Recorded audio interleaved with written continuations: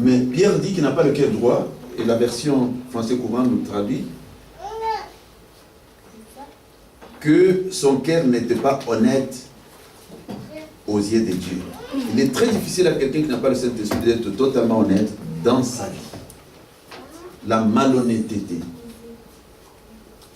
Nous allons voir dans le deuxième témoignage, Acte 5, 1 à 10, un autre témoignage de quelqu'un qui n'a pas reçu le Saint-Esprit.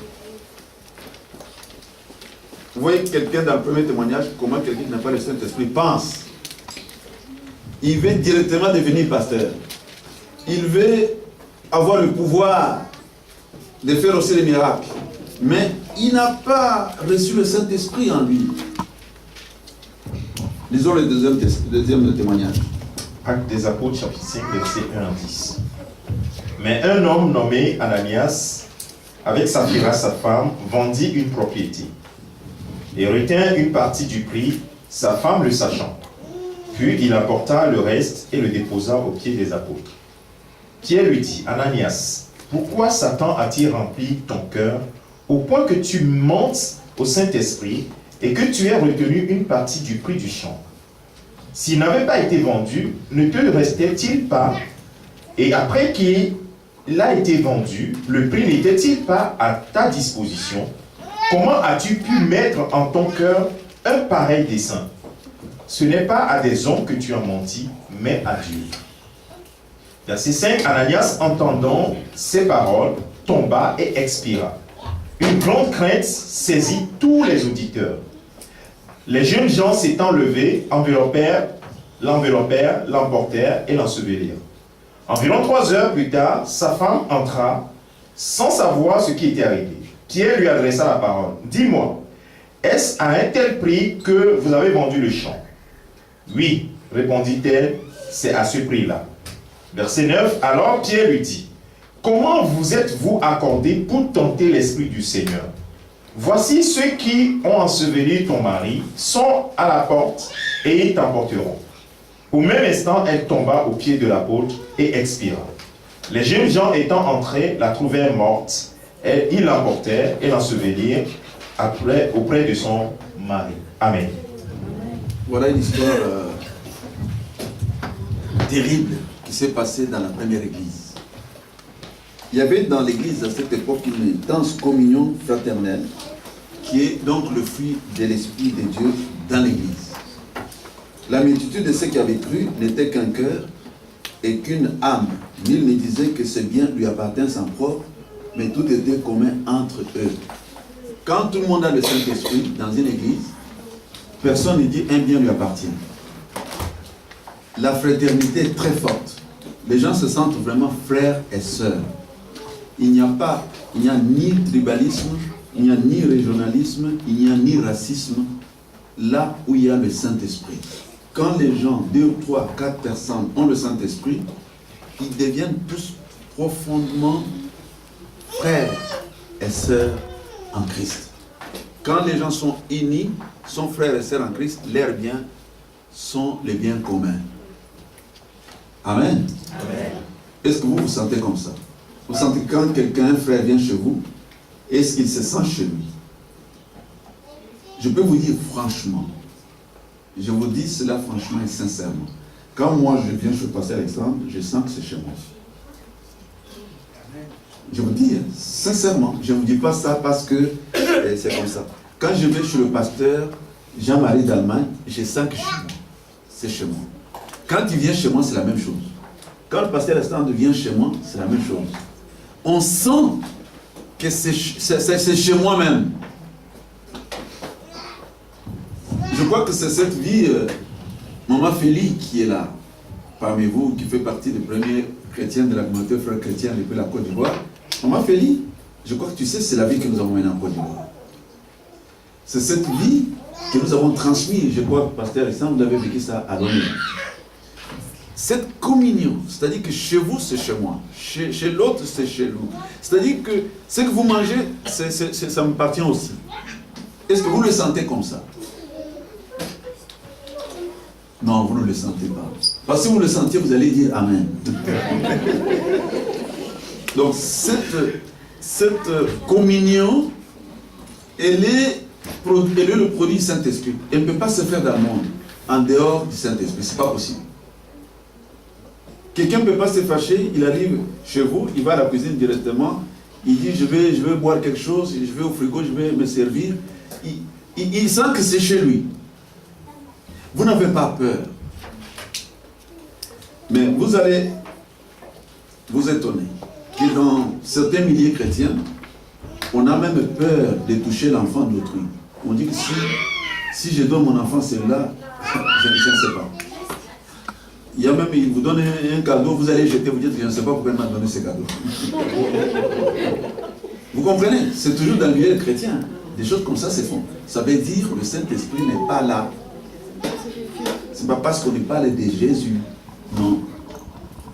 Les apôtres étaient avec Jésus lui-même, qui était présent au milieu d'eux. Mais il leur a dit, attendez jusqu'à ce que vous recevez la puissance d'en haut. Vous pouvez les dire, moi je vous suffis. Donc ce n'est pas parce que vous parlez de Jésus que vous êtes vraiment unis, que vous avez, que le Saint-Esprit est avec vous. Non. Le Saint-Esprit, on doit le recevoir. On ne naît pas avec le Saint-Esprit. À un certain moment, on doit le recevoir. Et celui qui le reçoit doit savoir que je l'ai reçu. Le Saint-Esprit, ce n'est pas... Moi, je vais vous dire, vous avez le Saint-Esprit. Vous dites, oui, j'ai le Saint-Esprit. Non.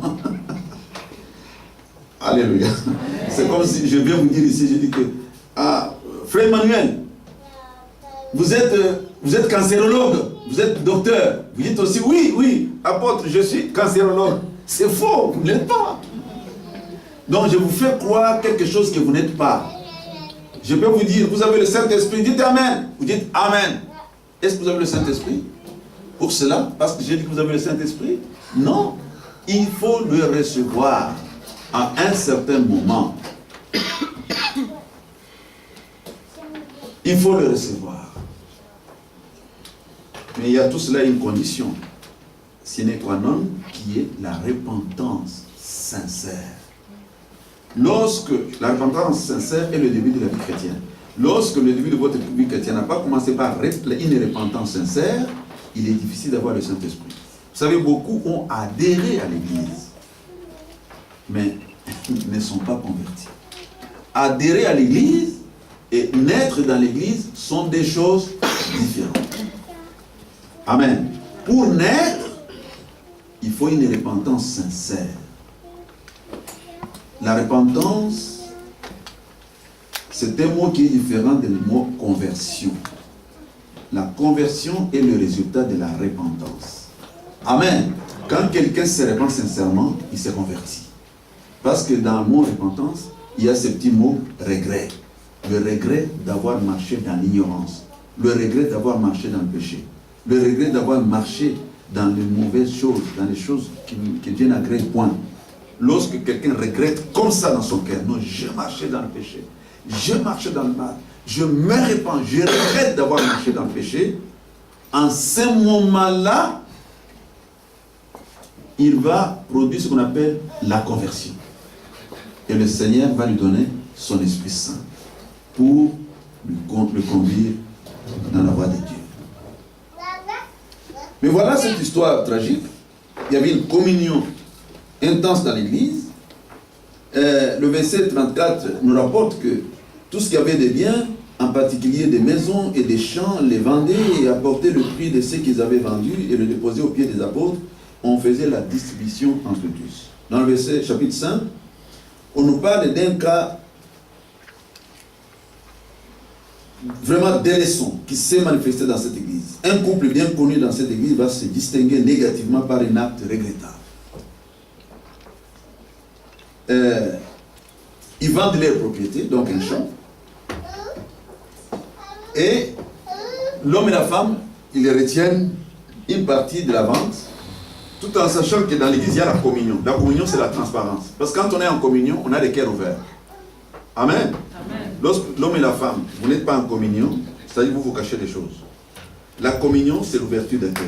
Donc, on s'ouvre les cœurs. On sait. Chacun sait ce qu'il a. C'est comme en Afrique, souvent les gens ne connaissent pas les salaires des gens. Hein. N'est-ce pas? Mais ici, tous les salaires, tous les barèmes sont connus. N'est-ce pas vrai? On connaît le seuil. Donc il n'y a pas moyen de mentir sur la dîme, il n'y a pas moyen de mentir.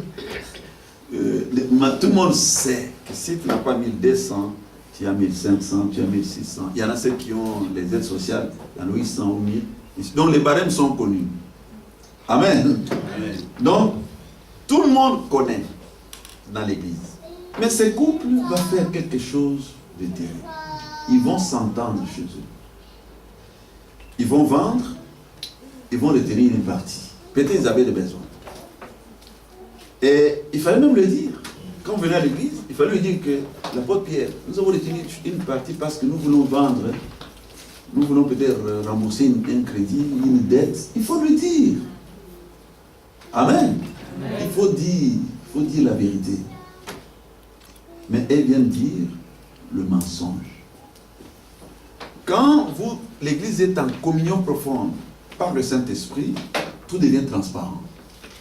Tout menteur sera facilement décelé. Plutôt que sera découvert. Vous me suivez? Amen. Sera découvert. C'est pourquoi il y a les dons spirituels, nous verrons ça un peu plus tard, les dons de prophétie, de discernement des esprits. Nous sommes en train de prier là, vous allez voir, je me rappelle à l'époque, quand le Saint-Esprit venait d'agir, quand il y a eu le réveil spirituel dans les années 80, 1980, il y avait un réveil sensationnel en Afrique, réveil extraordinaire. Aujourd'hui, il n'y a plus de réveil. Tout ce qui se passe maintenant, c'est autre chose, il n'y a plus de réveil spirituel. Le réveil tel que nous l'avons connu, vers les années 1979, 78, 79, 80. Le réveil qui est à la base de la création des églises que vous voyez maintenant partout aujourd'hui, en France, les églises que vous voyez aujourd'hui, sont nées de ces réveils-là. Et ces églises ne vivent plus dans ce réveil.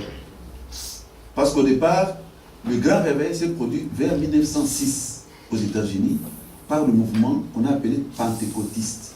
Vous voyez, les églises pentecôtistes aujourd'hui se sont endormies.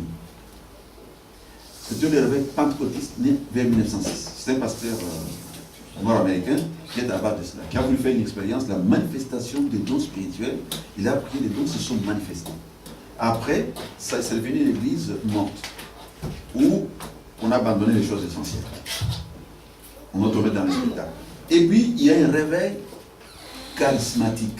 Ce réveil charismatique vers les années 79, 78, 79, 80 s'est produit dans le monde entier et s'est éteint et a laissé des églises moribondes qui existent actuellement, qui ne reflètent plus la réalité de ce qu'on appelle le réveil spirituel. À cette époque, vous pouvez être avec quelqu'un comme ça. On dit prions. La personne commence à élever la voix, il prie, il la raconte toute la vie, dans la prière, sans te connaître. Parfois, les gens ouvraient les yeux, mais comment il dit, oh Seigneur, notre Dieu. Tu entends quelqu'un qui dit, oh Seigneur. Seigneur, cette personne, ce matin, il a volé l'argent à la maison. Oh Seigneur, il a volé l'argent. Qu'est-ce qu'il est entre? Mais il ne te connaît pas. Mais dans sa prière, il révèle tous les secrets de son enfant. Je connais une maman, maintenant c'est une maman, c'est une jeune sœur qui s'appelle Mikit, elle est aux États-Unis aujourd'hui. Elle avait un don extraordinaire. Et parmi les gens que Dieu avait fait grâce, et ces dons-là, je fais partie de ces personnes-là. Je ne peux pas dire autrement, mais je vous assure, nous pouvons être là. Cette sœur Mikit, elle est aux États-Unis aujourd'hui. Quand elle lève les mains, elle prie. Oh Seigneur, tu vois comment cette sœur a commis l'impudicité hier, la nuit, elle était partie dans la boîte de nuit. Et c'était exact. Les secrets des gens étaient dévoilés. L'église où il y a le Saint-Esprit, rien ne se cache. Alléluia. Ce n'est pas un pasteur seulement qui est devant, qui va dire, tu es comme ça, tu es comme ça. Non, tout le monde, les dons fonctionnent dans l'église. Amen. Amen. Et ça, c'est très important. Ça, c'est très important. Ce n'est pas le monopole du pasteur, de celui qui est devant, qui va commencer à désigner les gens. Voilà, il y a ceci, il y a cela. Mais dans l'église, il y a les dons spirituels, les dons de discernement qui vont se manifester. Et le Seigneur parle et dévoile les secrets dans l'église.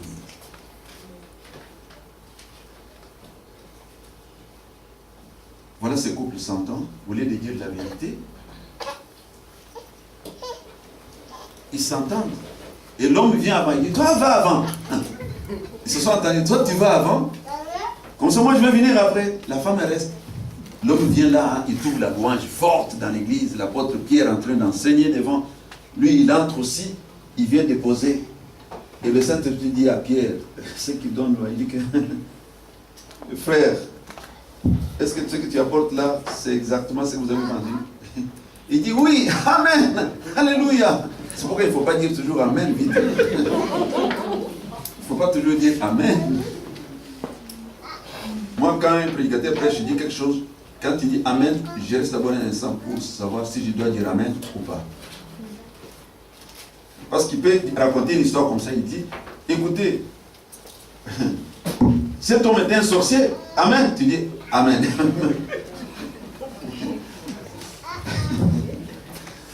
Oh, merci Seigneur. Alors, oui, amen, c'est tout ce que j'avais. Et pourquoi as-tu menti? Il n'a pas dit à l'église. Qu'est-ce qu'il a dit? Au Saint-Esprit.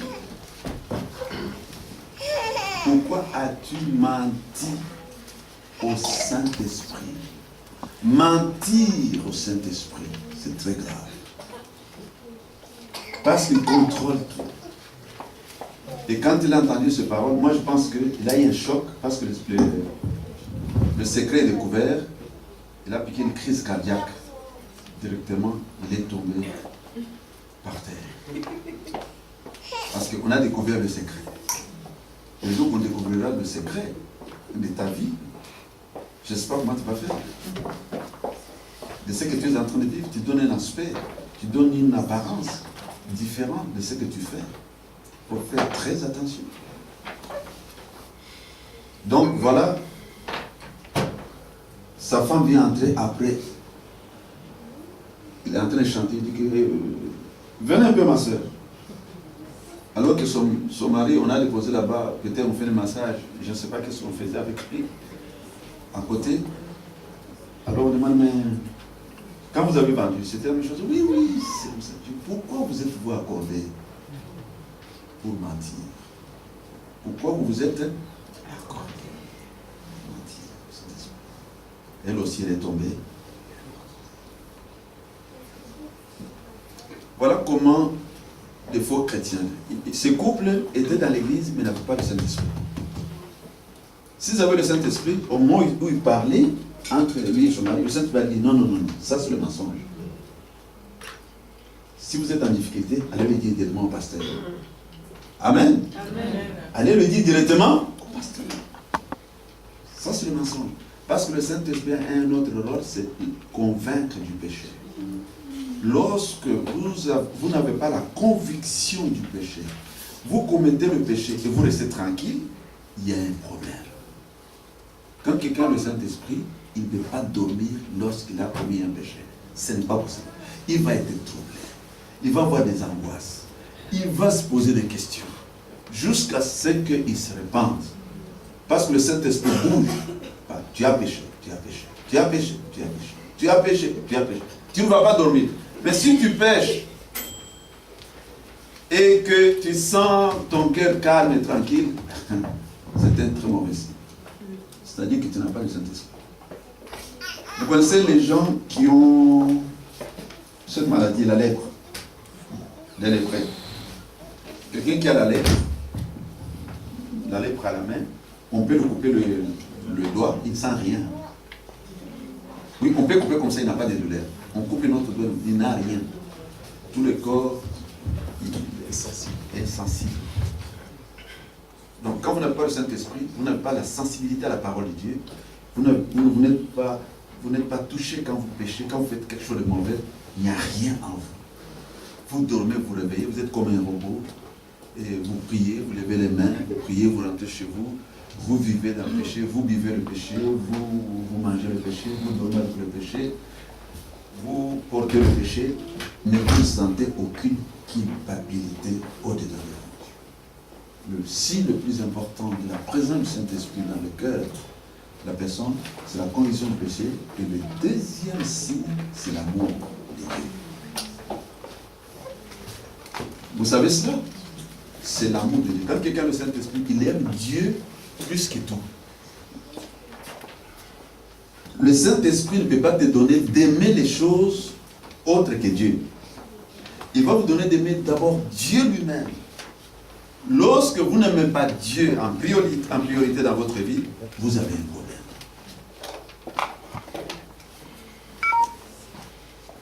Ça, c'est très important. Voilà le témoignage des gens qui n'ont pas reçu le Saint-Esprit, comme Saphira et Ananias, qui vont mourir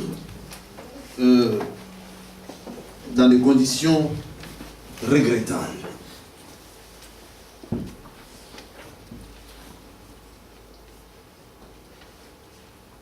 Je voudrais maintenant,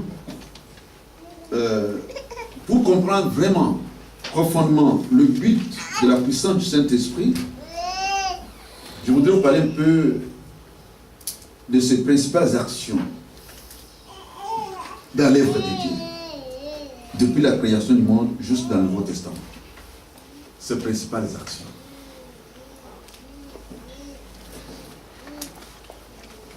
Vous savez, la toute première action du Saint-Esprit apparaît au commencement. Dans l'œuvre de la création selon Genèse, chapitre 1er, verset 1er à 2. On peut nous lire ce passage, s'il vous plaît. Genèse chapitre 1, versets 1 et 2. Au commencement, Dieu créa les cieux et la terre. La terre était informe et vide. Il y avait des ténèbres à la surface de l'abîme, et l'Esprit de Dieu se mouvait au-dessus des eaux. Amen. Amen. Je vais vous faire comprendre quelque chose de très important. Comme nous avons dit que nous avons perdu de temps, aujourd'hui nous devons finir à 13h, c'est ça? Donc, je vais tout simplement prendre les grandes étapes dans l'explication, je ne vais pas entrer en détail. Le deuxième verset de ce passage nous rapporte un phénomène qui s'est produit après la création de la terre. Ce passage dit ceci. La terre était informe et vide. Il y avait des ténèbres à la surface de l'abîme et l'Esprit de Dieu se mouvait sur les eaux. J'ai voulu comprendre ce que cette phrase veut dire. La terre était informe et vide. Et pourquoi l'Esprit de Dieu se mouvait-il sur cet abîme ténébreux? Ça, c'est la question que je me suis posée. Dieu créa les cieux et la terre. Mais on dit que la terre était informe et vide. Mais pourquoi l'Esprit de Dieu se mouvait-il sur les eaux, sur cet abîme? Que vient faire l'Esprit de Dieu? Pour y arriver, je n'ai pas cherché 4 chemins. Je ne suis pas passé par les 4 chemins. J'ai voulu lire ce texte dans plusieurs versions de la Bible pour essayer de comprendre plusieurs versions de la Bible. Vous savez, dans les langues orientales ou les langues africaines, un mot peut dire à la fois 2 choses. Et c'est pour cela qu'il faut plusieurs versions. Vous connaissez une langue qu'on appelle le Swahili. Vous avez entendu ça? On en parle à l'est de l'Afrique. On en parle aussi, je crois, au Congo. Au Comore aussi, le Swahili. Au Swahili, il y a le mot pour dire hier et demain. Il y a 2 mots. Hier, c'est quoi? Jana. Et demain? Keshu. Vous voyez, des mots. Mais il y a des langues où le même mot parle hier et demain. Le même mot. Par exemple, pour ceux qui parlent le lingala, on dit lobby. Lobby, c'est hier et encore demain. Vous comprenez? Donc, il faut expliquer maintenant qu'est-ce que vous voulez dire. C'est déjà que vient ce qu'on appelle les versions de la Bible. Vous avez compris? La Bible, l'Ancien Testament est écrite en hébreu, une grande partie et une petite partie en araméen. C'est pour cela qu'on fait des études bibliques pour connaître le fond de la pensée. Et le Nouveau Testament est écrit essentiellement en grec. Pas le grec actuel, mais le grec ancien qu'on appelait la koiné. C'est-à-dire le grec qui était parlé partout, comme l'anglais aujourd'hui, dans le monde entier. Donc, les versions de la Bible précisent si l'obi, c'est demain ou hier. Donc, c'est là où il y a différentes versions. Vous avez compris d'avance. Donc, j'ai voulu lire dans plusieurs versions de la Bible pour essayer de comprendre la pensée. Pourquoi l'Esprit de Dieu s'est mouvé sur les eaux. Pourquoi faire? Parce que Dieu ne fait rien pour rien. Tout a un but. Tout a un but dans l'œuvre de Dieu. Amen. Amen. Donc voilà, j'ai lu quelques versions.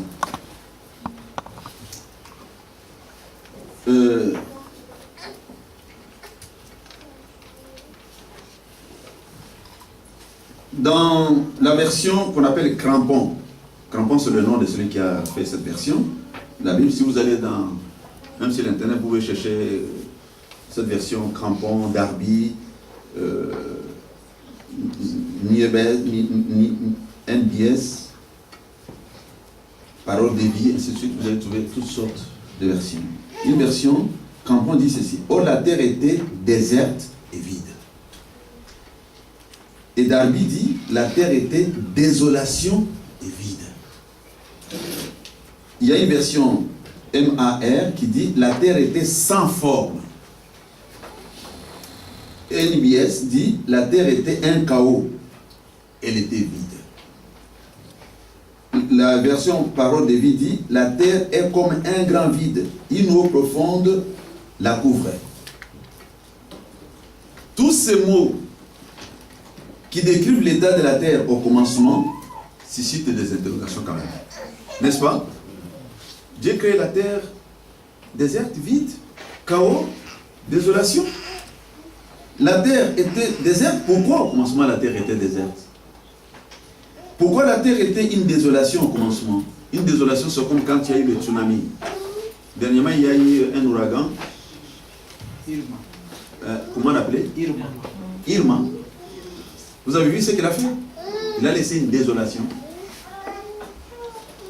Et pourquoi la terre était un chaos au commencement? Pourquoi au commencement la terre était sans forme? Pourquoi au commencement la terre était un grand vide? Dieu l'avait-il créé dans cet état au commencement? Et pourquoi l'Esprit de Dieu, qui vient faire maintenant l'Esprit de Dieu dans cette désolation, dans ces chaos? Pourquoi l'Esprit s'est mouvé sur les eaux? Une étude attentive de l'ensemble de ce mot semble indiquer quelque chose de très important.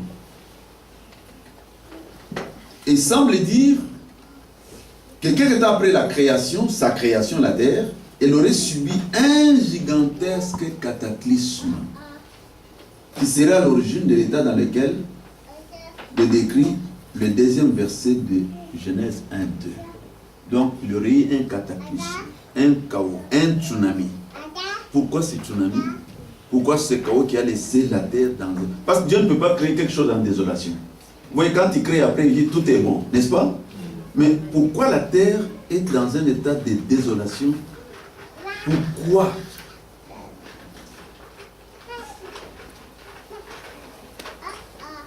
L'indication de la phrase, elle était vide informe, comprise dans différentes versions de la Bible, lui donne l'aspect d'avoir été dévasté par quelque chose de très puissant, de type d'un ouragan, une sorte de gigantesque tsunami universel qui ne peut être comparé qu'au déluge, par exemple.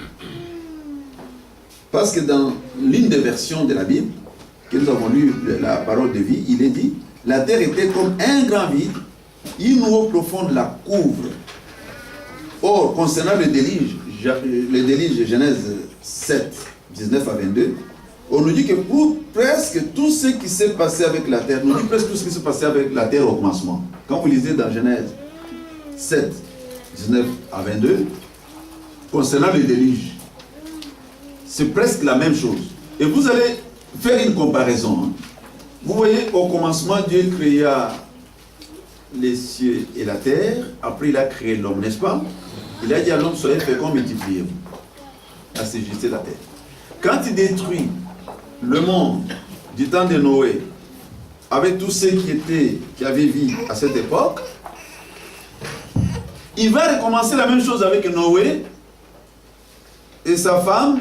Il dit, soyez féconds, multipliez-vous. Vous comprenez? Il dit les mêmes choses comme au commencement. Après, c'est déluge qui est une sorte de tsunami, qui est une sorte d'ouragan terrible qui a rempli, qui a saccagé la terre entière.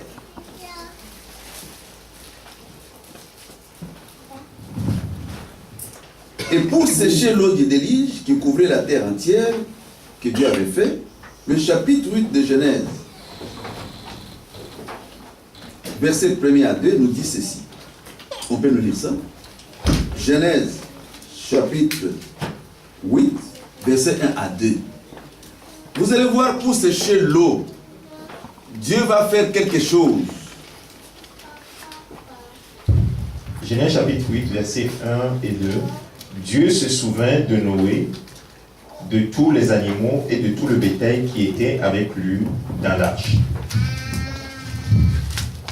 Et Dieu fit passer un vent sur la terre, et les eaux s'apaisèrent. Amen. Amen. Pour sécher l'eau, qu'est-ce que Dieu fait? Il fait passer un vent. Et les eaux s'apaisèrent, les sources de l'abîme et les écluses des cieux furent fermées, et la pluie ne tomba plus du ciel. Pour que les eaux qui couvraient la terre entière au temps de Noé sèchent, Dieu fit passer un vent sur les eaux. Ceci peut nous donner l'idée, c'est ce que veut dire Genèse 1:2. L'Esprit de Dieu se mouvait au-dessus des eaux. Est-ce que vous comprenez? Vous me suivez toujours? Cela peut nous donner l'idée.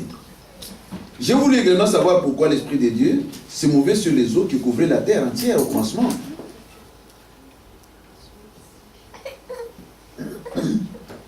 Et j'ai relu dans différentes versions bibliques ce que cela voulait dire, mais deux versions ont retenu mon attention. Il s'agit de Darby et Crampon. Dans Darby, il dit ceci: et l'Esprit de Dieu flânait. Vous voyez, dans Darby, l'Esprit de Dieu flânait sur la surface des eaux. Vous êtes des Français, le mot flâner signifie quoi? Flâner. Vous êtes des Français, hein? Donc c'est vous qui avez créé la langue française. Donc dites-nous le mot flâner veut dire quoi? Pardon? Se promener. Se promener. Et voilà, dans Crampon, il est dit ceci: et le vent de Dieu battait sur la surface des eaux. Vous voyez, Crampon lui dit: le vent de Dieu battait. Qui a déjà été au bord de la mer? Tout le monde. Surtout à Lomé. À Lomé, on voit facilement la mer comme ça. Quand vous venez d'arriver à Lomé, vous regardez, c'est beau, vous regardez la mer, comment elle est allongée, les bateaux. Mais quand vous êtes au bord de la mer mugit toujours. La mer n'a jamais été au repos. Il y a toujours des vagues qui montent, tout le temps. Mais ces vagues montent par, il y a un vent fort sur la mer. Amen. Le vent battait sur la surface de la mer.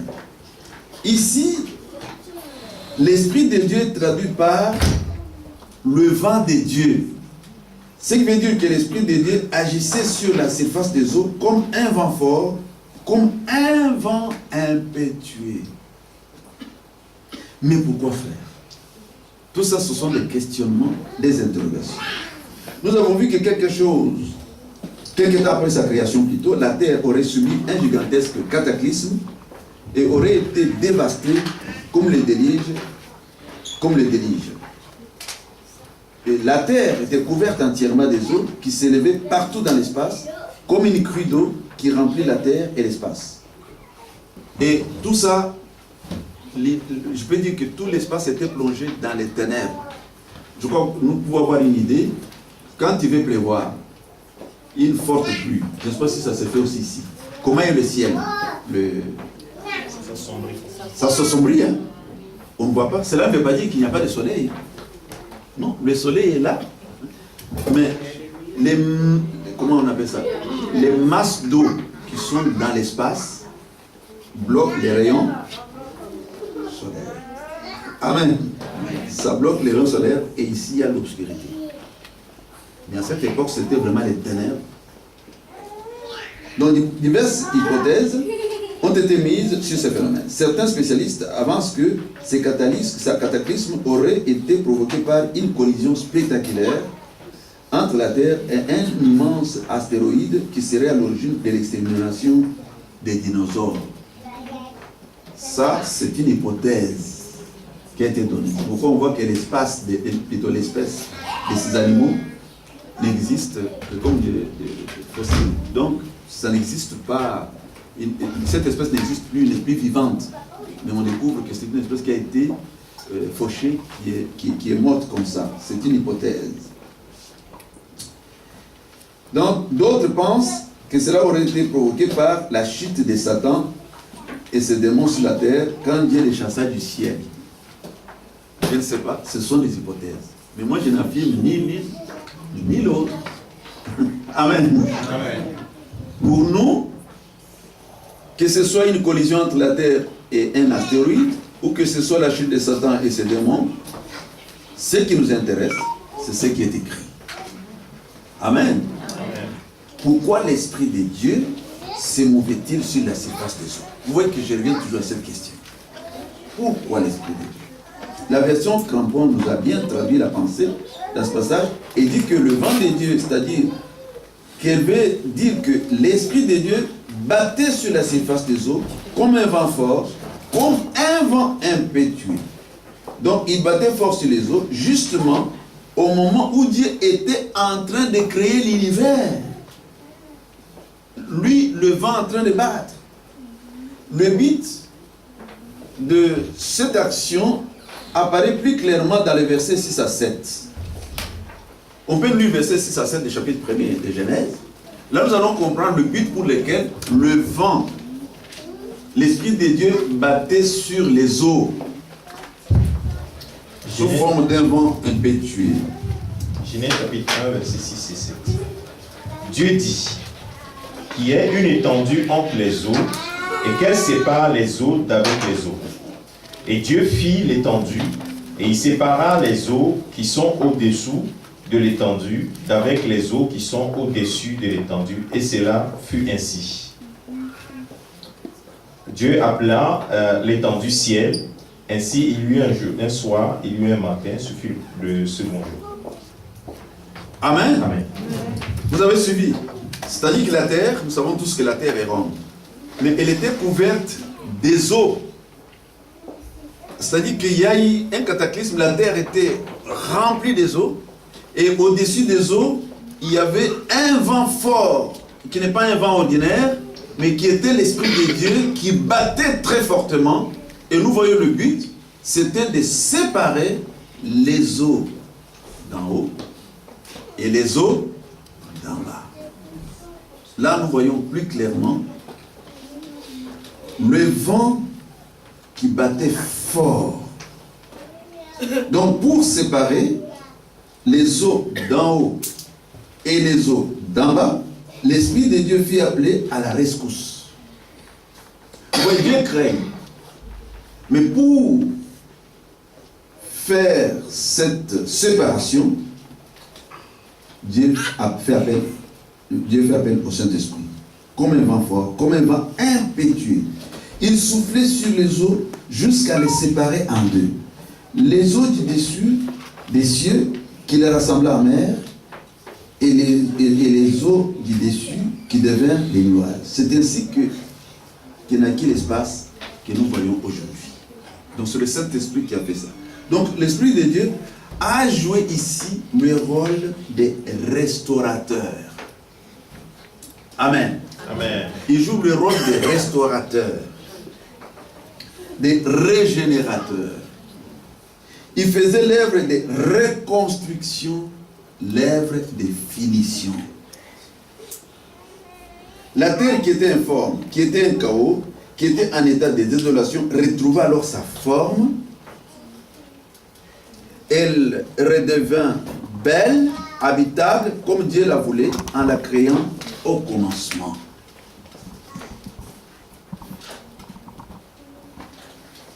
Mais pour avoir l'idée de la manière que l'Esprit de Dieu a opéré dans cet univers chaotique, lisons aussi Exode 14, versets 21 à 22.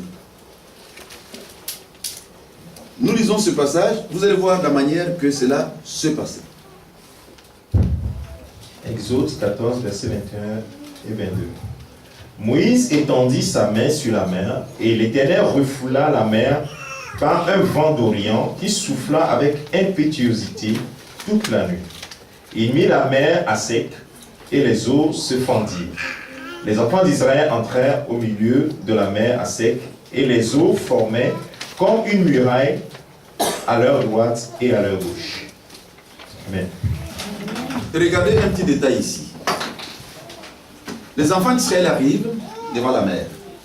Ils ne savent pas passer.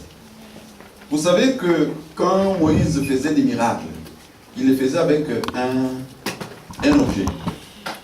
Vous savez tous? Cet objet, c'était quoi? Le bâton. Il prenait le bâton, il faisait le miracle avec le bâton. Mais regardez ici. Quand nous lisons verset 21, Moïse étendit quoi? Il n'a pas étendu le bâton. Vous regardez bien ces mots-là. Donc Moïse n'étend pas le bâton. Il fait quoi? Il étend sa main. Quand nous avons lu dans les apôtres pour que le Saint-Esprit vienne sur les gens à Samarie, qu'est-ce que les apôtres ont fait?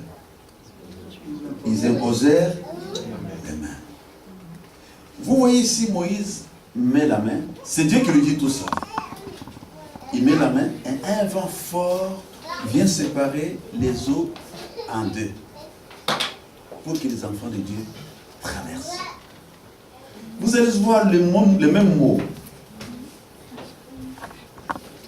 Vent impétueux. Vous allez voir le jour que le Saint-Esprit est descendu sur les apôtres à Jérusalem, dans Actes chapitre 2, premier verset. Lisons ici, vous allez voir, il y a des ressemblances de l'action du Saint-Esprit. Actes des apôtres, chapitre 2.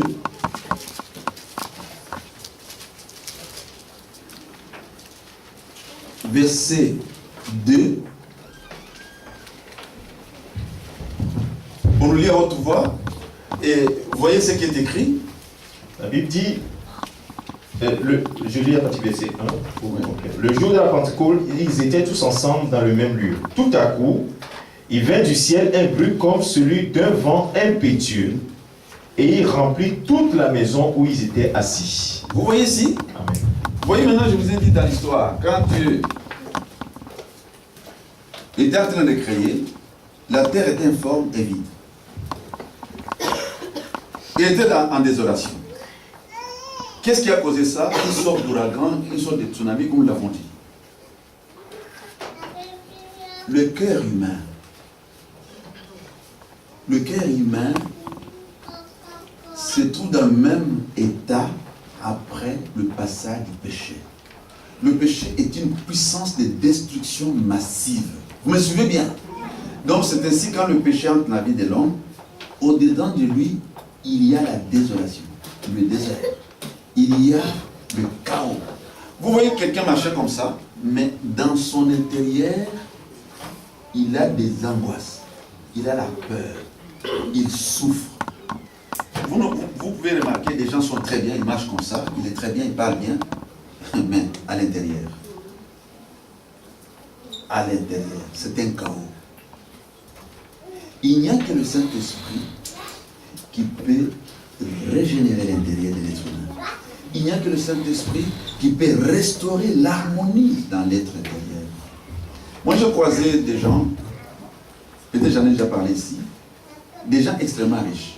Bien aimés, la richesse ne peut jamais apporter la paix du cœur. Parfois, vous pensez que si moi j'ai beaucoup d'argent, j'aurai la paix du cœur. C'est faux.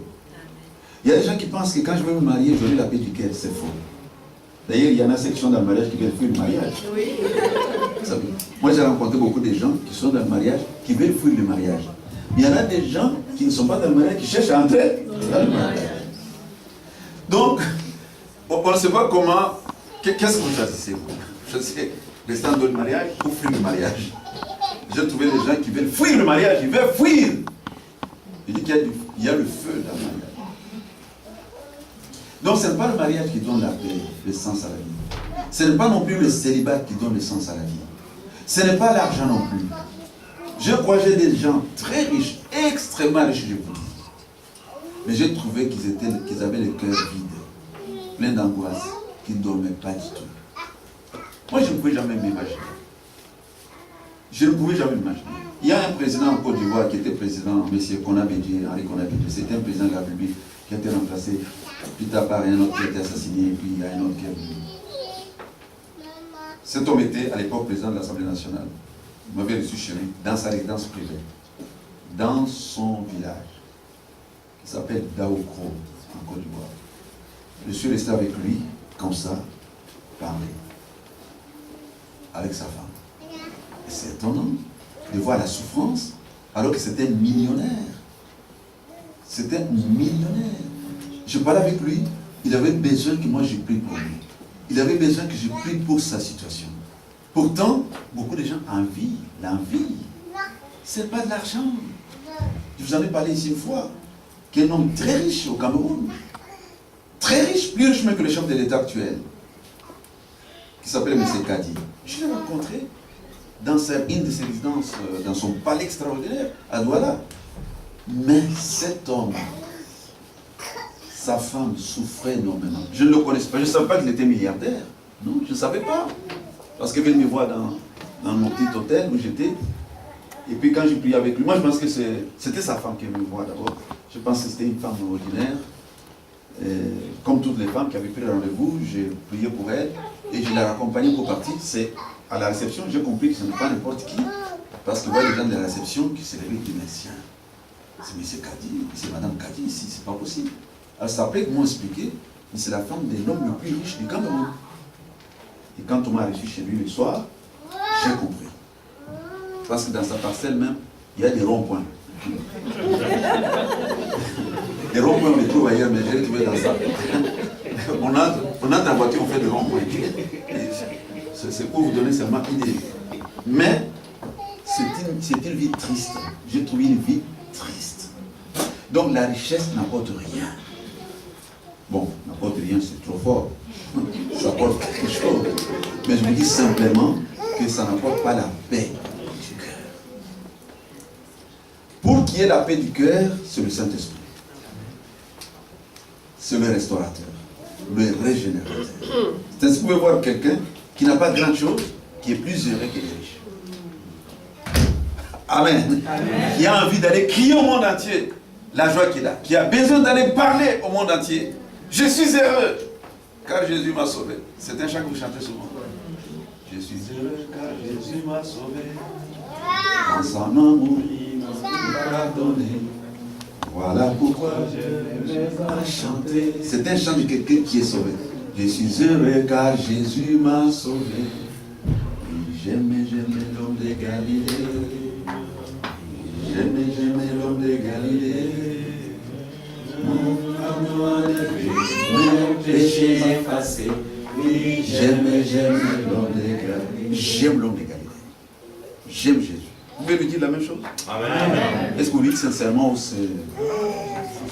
on l'aime parce qu'on sait ce qu'il a fait? La régénération, la restauration. Donc le Saint-Esprit comparé au vent vient frapper dans le cœur. Il va nettoyer, il va modeler, il va façonner l'intérieur. C'est ce que vous voyez à l'extérieur. Il a une puissance de restaurer l'univers. Il bat sur les eaux, il enlève le chaos, la désolation, il met la terre à sec, il place tout en l'air. Oh, c'est magnifique. C'est-à-dire, Dieu parle, l'Esprit agit. Amen. Dieu parle et l'Esprit fait quoi? Agit. Et voilà Moïse qui lève la main. Le vent sort. Et on dit au jour de Pentecôte qu'ils étaient tous réunis Et tout à coup, il vint du ciel un bruit. Vous voyez, comme celui d'un vent impétueux. On a entendu, ce n'est pas un rêve, ce n'est pas en vision. Tout Jérusalem a entendu comme une pluie, un vent impétueux, le même qui a soufflé pour séparer les eaux d'en haut et d'en bas. Le vent de l'Esprit de Dieu. Ce même vent qui a séparé la mer Rouge en deux parties qui ont fait des mirailles. Comme ça, les enfants se sont traversés.